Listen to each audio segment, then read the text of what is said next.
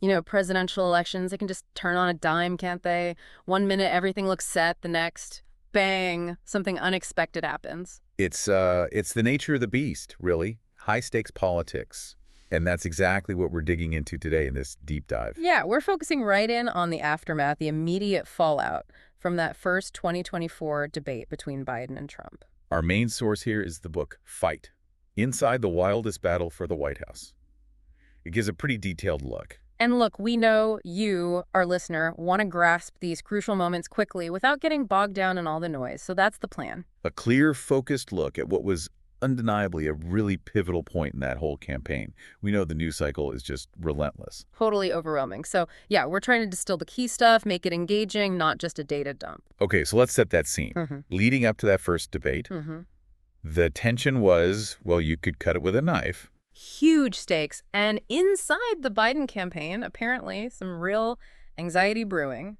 Trump's team, ready to go, obviously. So what was the thinking before they even walked out there? Well, it's interesting because there was actually a debate within the Biden camp about whether he should even do it. Nancy Pelosi, she knows Biden well. Right. She'd actually advised him against debating Trump earlier on.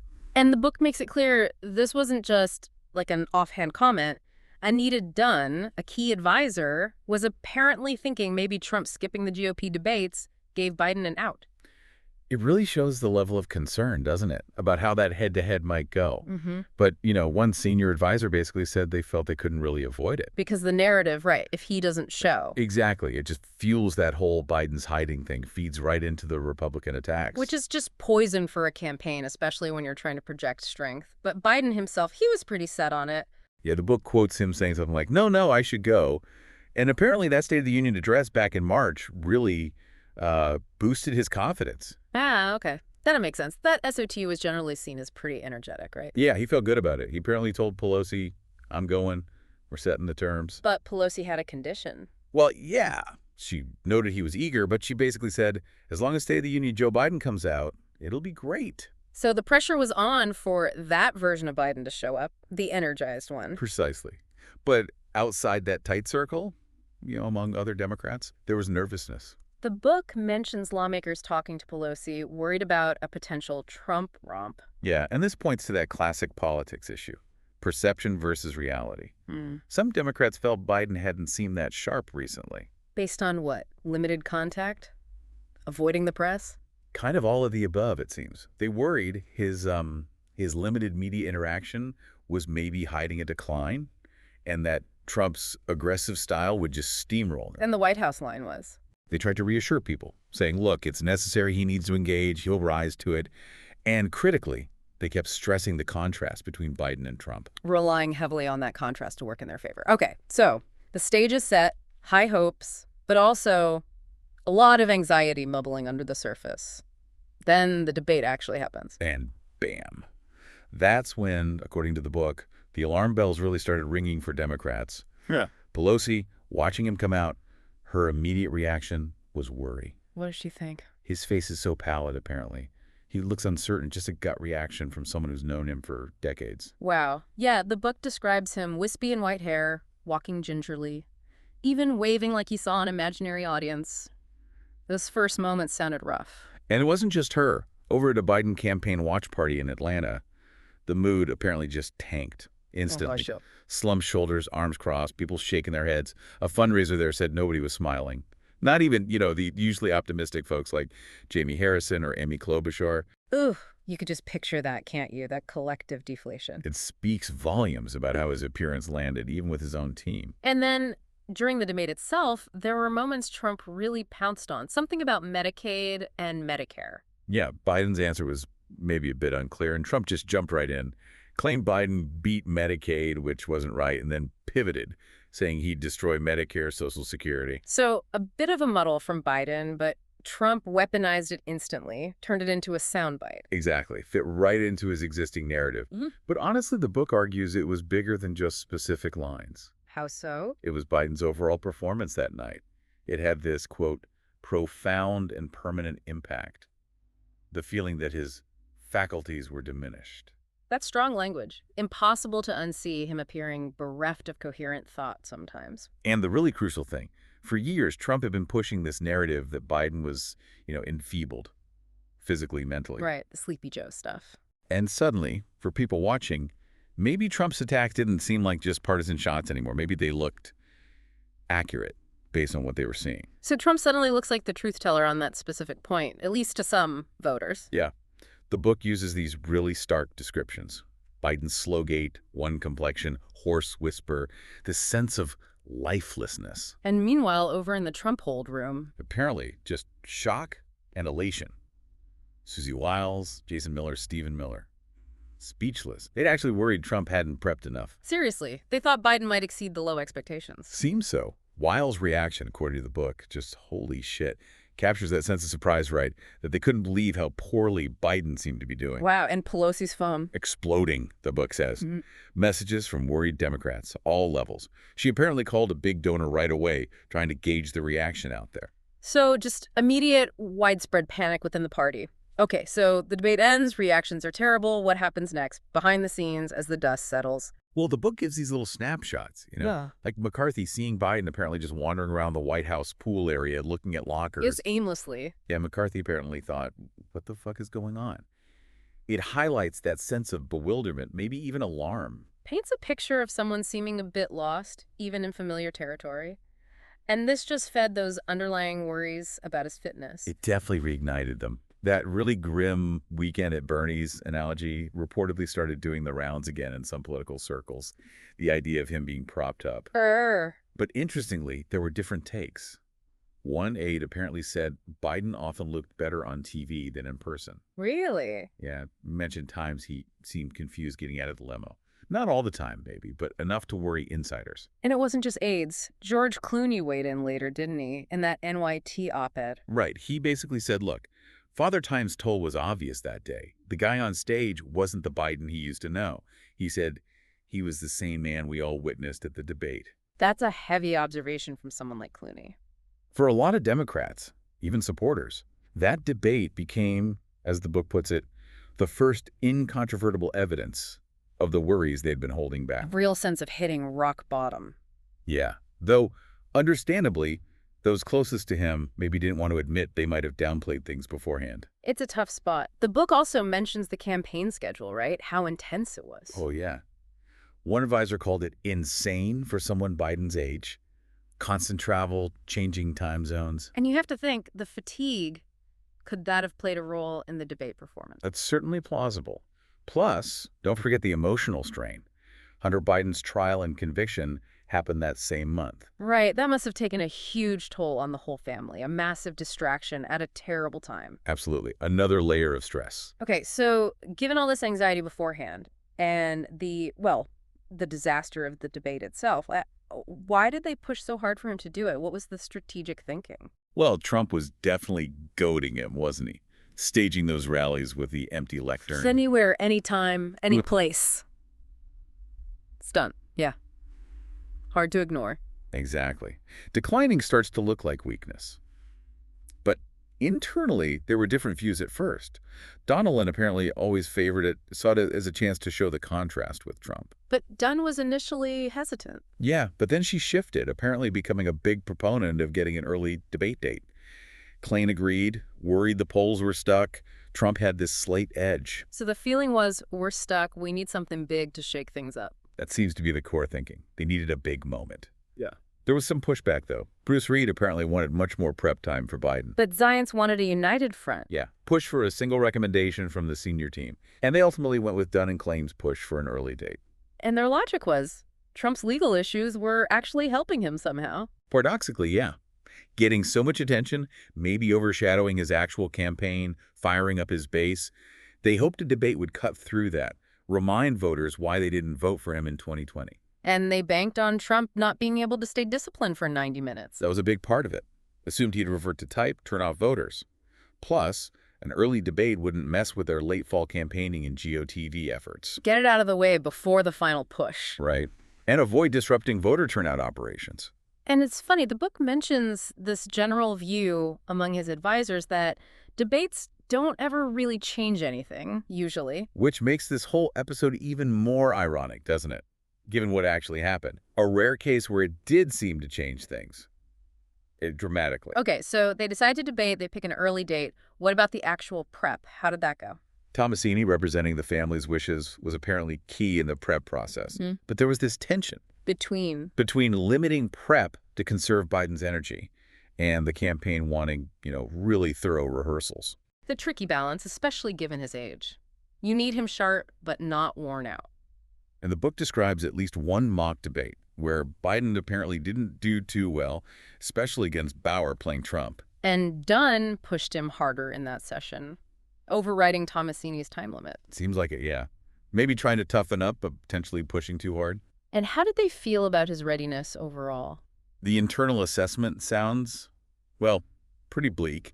An aide apparently thought he's not in terrible shape. Wow, that's setting the bar low for a presidential debate, isn't it? It really is. It kind of highlights the anxieties, maybe even a bit of wishful thinking within the campaign. Yeah, definitely suggests deep-seated concerns. Okay, so debate happens, goes badly, prep wasn't great.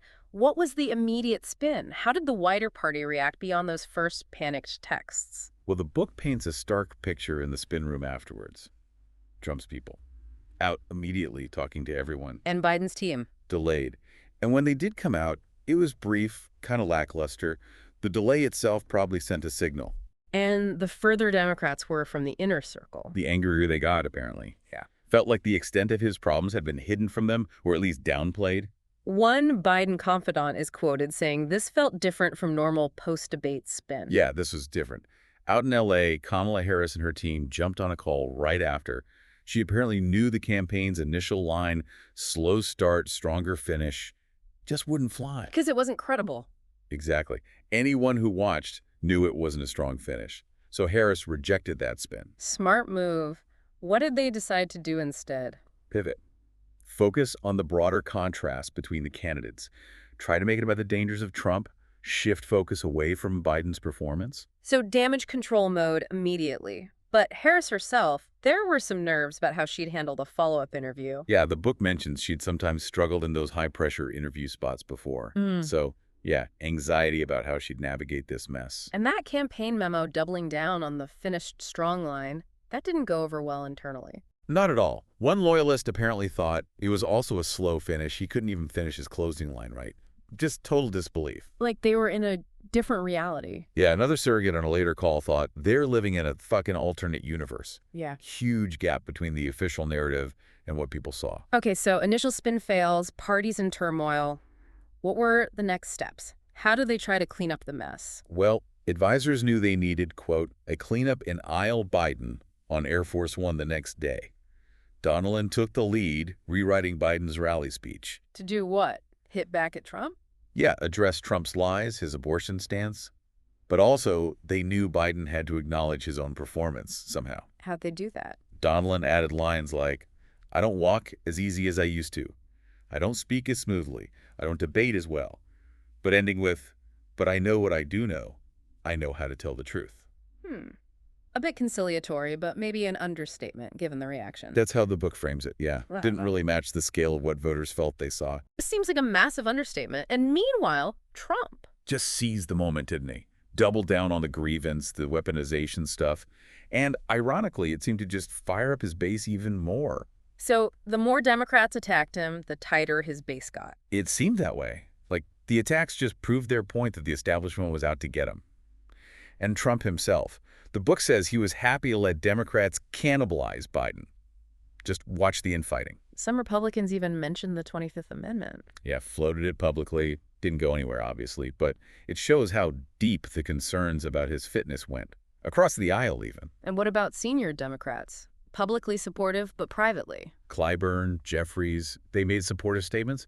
But the book hints at private hedging, worrying about down-ballot races and, ditching the first black woman VP, politically explosive. Harris herself was trying to reassure donors. Yeah, acknowledging it was a bad night for Biden, but then quickly pivoting to a list of accomplishments, the CVS receipt approach, as the book calls it. Trying to project stability, maybe sensing she might be next in line. That undercurrent was definitely there. A growing, unspoken possibility she'd be topping the ticket. And the Clintons. Public support, but Bill maybe thought Biden needed space. That's the suggestion. Bill wanted to let Biden decide. Hillary, drawing on her own experience with health attacks, apparently dismissed it all as political bullshit. What about the money? Did the debate affect fundraising? Big time, apparently. Donors in New York got hesitant, started holding back, often an early warning sign in campaigns. And Hunter Biden had his own take, blaming advisors. Reportedly, yeah. Pointed fingers at Dunn, Bauer, Klain, said they didn't prep his father properly for Trump style. Even Obama had doubts. Privately, the book suggests, felt Biden maybe wasn't the strongest candidate, but wasn't sure who else could beat Trump. Questioned Biden's path forward after the debate, just widespread anxiety. And then came the Supreme Court immunity ruling for presidents. That didn't help the Democrats' case against Trump. No, it definitely weakened some of their arguments. Yeah. And Biden's statement on that ruling was noticeable. Also. It was cautious. And crucially, it didn't explicitly reaffirm his own run for president. That omission spoke volumes. Yeah, people would have picked up on that. And Pelosi then publicly questioned if Biden's performance was an episode or condition. Ouch. Yeah, pretty pointed. She said both candidates needed to be transparent about health and acuity. Yeah. Added to the pressure. And then the dam sort of broke. Representative Doggett called for him to withdraw. He was the first sitting member of Congress to do it publicly, citing electability concerns after the debate and that SCOTUS ruling. A big crack in the facade. And inside the campaign HQ. Chaos. Silence. The book describes radio silence initially. A lack of clear direction, a sense of being adrift. And the party structure itself made a change difficult, right? The DNC rules. Exactly. The convention rules, the loyalty structures Biden himself had built up, it kind of locked them in. It would take a huge effort to replace him if he didn't want to go. Because key DNC leadership positions were held by Biden loyalists. Pretty much. It wasn't set up for a quick pivot away from the sitting president who had already won the delegates. Meanwhile, Democratic governors were getting nervous. Worried about their own states. Reaching out to the White House? Yeah, expressing deep concerns, wanting clarity. Biden allies tried to calm things down, pointing to future events, an ABC interview, the NATO conference. Basically saying, hold on, give him a chance to recover. Pretty much, urging patience. Anita Dunn tried rallying delegates in New York and California as a show of force. But the overall delegate operation seemed kind of messy. But the calls to step aside kept coming from inside Congress. Yeah, more Democrats, often privately, were expressing concerns. Fetterman publicly backed Biden, saying only he could beat Trump. But others, like Tester, Brown, in tough races, reportedly very worried privately. And just a general anxiety about him appearing in public again, afraid of another misstep. Definitely. And the clock was ticking, Yeah. Less and less time to realistically switch candidates if needed. Donors felt ignored. Fundraising worries grew. And Pelosi, what was her private thinking, according to the book? It suggests she'd reached a point where she didn't back his candidacy anymore, worried he was risking the House majority, even felt the country needed saving from a second Biden term. That's incredibly strong. And then her Morning Joe interview, well, maybe carefully phrased, was seen by the Biden camp as just devastating. Yeah. Like sabotage. Wow. Fuck you, Nancy, was reportedly the reaction from some. That's what the book says, yeah. And then leaks about union leaders being concerned after meeting Biden.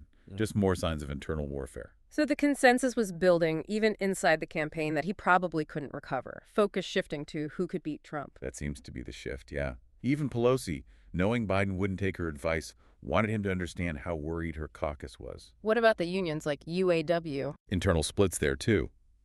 Some apparently felt the union might be better off if Biden dropped out. Meanwhile, Trump's just looking stronger polls. Scotia's ruling, VP pick coming. And then the assassination attempt in Butler, PA. Just unbelievable. Totally shocking. And Trump's reaction, seemingly unfazed. Also remarkable. The Biden campaign ordered staff not to comment on it. Right. Avoid looking opportunistic, show respect, a difficult line to walk. And Trump picks J.D. Vance as VP, influenced by Trump Jr. Seems so. Vance was seen as loyal, a strong defender on TV. The book suggests the shooting might have made Trump value the VP role slightly more than before. And Harris, publicly loyal to Biden, but cautious behind the scenes. Yeah, careful not to seem like she was angling for the job while Biden was still deciding. This whole situation was just wild, wasn't it? A sitting president possibly dropping out after winning the delegates. Unprecedented. Totally. Nikki Fried in Florida, initially unsure about Harris versus an open convention, leaned towards Harris because of time pressure and the need for unity. And more Democrats were urging Biden to go. He himself felt pretty bleak about his chances. fundraising struggles. Yeah, reportedly had a morbid view of his prospects. And then the call. Biden tells O'Malley Dillon he's not running. The pivotal moment. Hmm. And Harris immediately pushed back on any delay in endorsing her, said they needed to act fast to win. Clyburn agreed, urged Biden to endorse her right away. Strongly. Obama apparently called Clyburn, maybe wanting a broader process, but Clyburn had already endorsed Harris, kind of forcing the issue. Pelosi still had doubts about Harris, not actively maneuvering, but taking calls. That's the picture painted. Still fielding concerns. And Jill Biden reportedly still resented Harris over that old primary debate clash. So differing views on Harris's strength. She focused on locking down delegates, worried about backlash if a black woman was overlooked. Very much so. That was a key factor. The Trump campaign, initially shocked by Biden's withdrawal, briefly thought about messing with Democratic delegates, but scrapped it. And Barron Trump getting more involved as an advisor. Interesting. And Yeah. Harris and the Obamas. A strained relationship, apparently. She hadn't sought their counsel much. Obama reached out after Biden withdrew, trying to mend things. The Harris campaign transition was smooth, but TJ Ducklow out. Concerns about O'Malley Dillon's leadership. Generally smooth, but those were some internal dynamics mentioned. Focus shifts to the map, path to victory. VP picks usually don't change much. And she picks Tim Walz. He had some nerves about it. Reportedly, yeah. Some initial anxiety about the national spotlight. Meanwhile, Trump, despite Wiles trying to keep things orderly, still influenced by guys like Lewandowski. Yeah, that dynamic persisted. Trump had been laying the groundwork for his comeback since the midterms, despite low approval ratings and history being against him. The abortion issue dynamic shifted, too. Democrats more vocal, Trump trying to moderate slightly post-primary. Right, but Trump's main strategy, tie Harris to Biden and to her own more progressive past positions. Harris tried differentiating, tax credit for homebuyers, price gouging ban. Yeah, but that price gouging ban got hit with the Soviet-style price controls attack line from Republicans. Ouch. And Ricchetti wanted Biden on the DNC stage, but Harris's team controlled the schedule now. Right. Harris at the convention focused on contrasting herself with Biden, implicitly race, gender, trying to energize the base. Trump, live truth, socialed her speech. Post-convention polls looked good for Harris, but warning signs on inflation, immigration. Yeah, a bump in the horse race, but underlying weaknesses where Trump was strong. Stephanie Cutter came in to help coach Harris for interviews. And lots of debate prep for Harris against a mock Trump. Pence's advice was attack hard, but watch your own record. Seems so. And she was apparently a bit hesitant to fully break from Biden's economic record. Trump attacked her on trans issues, fracking in the debates. Predictably, yeah. Behind the scenes, Trump apparently told off Lewandowski for bad-mouthing other advisors. But Harris's poll numbers stalled after the debates, hit a ceiling. Looked that way. Needed to win over undecideds. Concerns grew about whether their ground game was working. Interestingly, Trump's internal numbers held steady even when public polls showed Harris surging. Yeah, suggesting his base was locked in.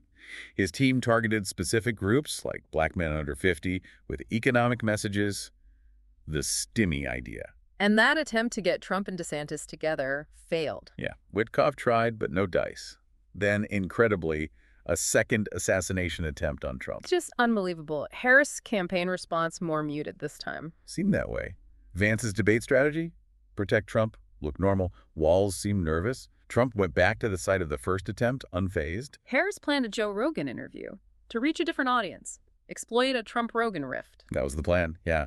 But data showed Trump voters were way more enthusiastic than Democrats. A turnout problem for Harris. And McCarthy hit her hard with negative ads about that ACLU questionnaire on trans surgeries for prisoners. Yeah, really tough ads framing her as extreme. Bill Clinton worried about the impact. Harris' campaign decided not to rebut directly, stick to their message. Trump used that "my pronouns are she and her" clip from The View. Yep. Tied her to Biden, portrayed her as maybe lacking substance. That Friday night Texas rally for Harris seemed unusual. Timed for Rogan talks? Strategic move, yeah. Show strength, connect with different voters. Wiles finally convinced Trump to embrace early voting, which he eventually did. Saylor thought the Harris team downplaying early voting meant their data showed it favored Trump. That was his interpretation, yeah. And then Trump overtook Harris in the Real Clear Politics average, race tightening. Then that Trump rally gaffe, comedian insulting Puerto Ricans? Harris campaign jumped on that. Effectively, yeah. Got endorsements from Puerto Rican celebs, a moment for them to score points. Harris's big late-stage speech in Philly, near Independence Hall. Strategy was bioeconomics, contrast with Trump. Right, but expectations were high for a democracy Kayan's sixth focus given the location, and she started more with that than economics. And then Biden's accidental gaffe on that virtual call potentially hurt Harris. Yeah, ill-timed remark, reinforced worries maybe, could help Trump. Mm-hmm. Late polls showed it super tight. Some Harris advisors felt okay, but Trump's team was confident. Election night. Harris at Howard U, planning to speak. Then the news comes, Pennsylvania looking like Trump. Exactly. The mood shifts dramatically. Pennsylvania going red, basically closed off her easiest paths to victory. And the reality starts sinking in. She's probably going to lose. Yeah. The data coming in made it look increasingly unlikely. Conversations turned to how to concede gracefully. O'Malley Dillon's scrambling for accurate numbers. Frantically trying to get the real picture from PA, other states. But the data team's assessment shifted from hopeful to acknowledged defeat was likely. And Harris's reaction, shock, disbelief. The book describes shock and profound disbelief, just grappling with the reality that despite everything, it wasn't enough. Wow, what a deep dive that was. We really traced how that single debate just sent ripples, huge waves really, through the whole election. It really did. A cascade of consequences, all stemming from that one event, shows how volatile things can be. And hopefully, for you listening, this gave that thorough understanding you were looking for, insights into the strategies, the anxieties, the sheer unpredictability of it all. Yeah, the book definitely surfaced some surprising moments, didn't it? Those behind-the-scenes details that make you go, aha. It really did. And it leaves us with this thought, maybe. Think about how one moment, like that debate, can have such a massive, lasting impact. Not just in politics, right? But maybe in our own lives, our own work. Absolutely. What seemingly small things might hold way more significance than we realize at the time. Definitely something to chew on. We hope you'll keep exploring the complexities of moments like these. Thanks for joining us for this deep dive.